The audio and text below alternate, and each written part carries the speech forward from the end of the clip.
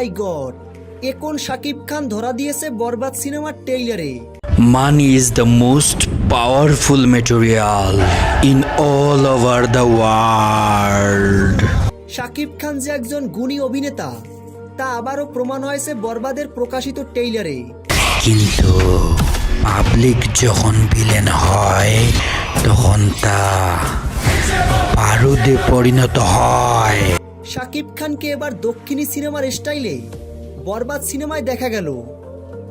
Cinema প্রেমীরা Shakib খানকে একদম unique গেটআপে দেখতে পারবে এই বরবাদ সিনেমায়।